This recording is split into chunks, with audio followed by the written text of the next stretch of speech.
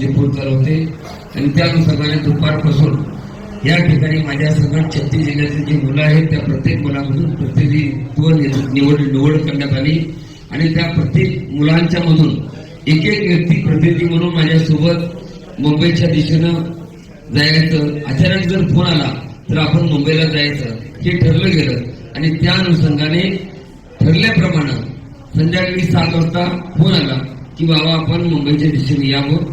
माझ्या गाडीत जागा कमी, दुसरी आमच्या गाडी पर्याय नव्हती. माझ्या गाडीत जेवढे बसतात त्यामध्ये 4 महिला 3 पुरुष आणि त्या ठिकाणचे असणारे 10 माणसं, जे 10 मुख्यमंत्री व कार्यप्रशिक्षणार्थी त्या ठिकाणी असतील ते. त्यांना सांगितलं की ठीक आहे. आम्ही इथून रात्रीच्या 10 वाजता गेलो. मान्य भरतशेठ गोवाल साहेबांना भेटलो. चांगल्या पद्धतीने माननीय मुख्यमंत्री यांच्या सचिवांना फोन लावले की उद्याच्याला तुम्ही JR काढा, JR काढायचं आहे, कसल्याही परिस्थिती JR काढायचं आहे. अशा पद्धतीची मुंबईला ही मुलं 2000 मुलं पायी चालत येतात, देहूतून निघालेले. एक अशा पद्धतीची भावनिक साथ त्या ठिकाणी घातली आणि त्यांनी चांगल्या पद्धतीने सरकारने चुकून प्रतिसाद दिला आणि फोन लावला की बाबा उद्याच्याला तुम्हाला लेखी पाहिजे तर मी लेखी देतो, पण ह्या मुलांचे अपघात करू नका. लहान मुलं आहेत, उन्हाळ्याचे दिवस आहेत, आहे त्या ठिकाणी तुम्ही थांबा. आम्ही त्यांना सांगितले की आम्हाला JR मिळत नाही तर आम्ही जाणार नाही. हा आमचा निर्णय आहे.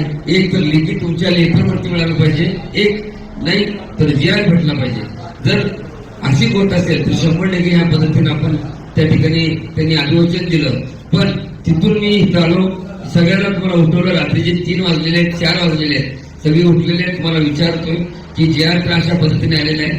जर JR अशा पद्धतीने येणार आहे आणि देणार आहे, जर तुम्ही म्हणला तर आपण त्यांनी सांगितलं आपल्याला थांबायचं. आपण थांबायचं का? थांबायचं का? JR ची वाट इथं बघायची? मी तर जर JR ची वाट बघायची नसेल तुम्हाला तर तुम्ही आता जर म्हणले तर इथून आपण मुंबईमध्ये आपली माणसं तिथं मुख्यमंत्रीच्या म्हणजे आधार मैदानावरती उपोषण करलेले आहे. इथून जाऊन जर त्याला पाठिंबा द्यायचं पण माझी तयारी आहे. जो निर्णय तुम्ही घ्याल, जर थांबायचं म्हणलं तर थांबायचं, जायचं म्हणलं तर आता लगे आंघोळ करा, आहे असं लगे निघू. काय करायचं? मी माझ्या मुलावरती सांगत नाही. ज्यांना कोणाला यायचं तरी यावं, ज्यांना कोणाला सहकार्य करायचं तरी सहकार्य करावं, चालत जाण्याचं. बाकीचं कुठलं नाही, बाकी सगळी व्यवस्था झालेली आहे, काही अडचण नाही. तुम्ही जर म्हणाल तर डायरेक्ट म्हणलं तर टेम्पो बोलवतो, लक्झरी बोलवतो, डायरेक्ट सगळ्यांना गाडीत घालतो. 4 म्हणता 10 लक्झरी करू, डायरेक्ट आझाद मैदानावरती तुम्हाला सोडायला मी तयार आहे.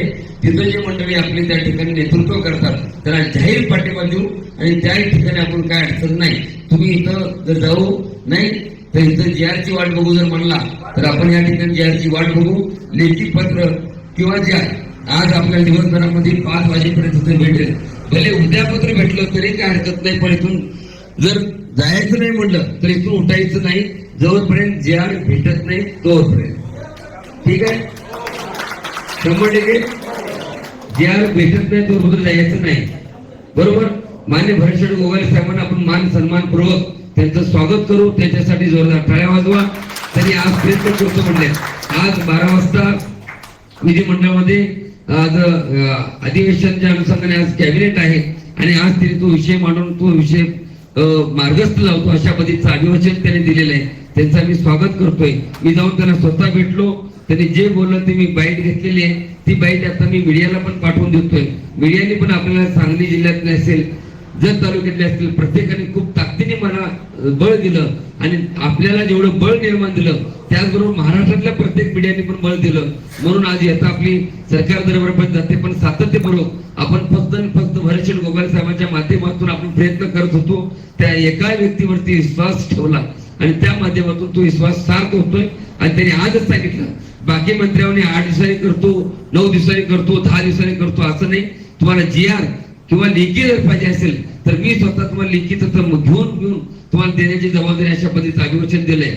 एवढं वचन दिलं असताना देखील तुम्हाला पुन्हा विचारतोय, जर आपण जायचं म्हटलं आझाद मैदानाला चालत तर तिथं माणसं बसलेले, जाऊ म्हटलं तर सगळेजण जाऊ, जायचं का?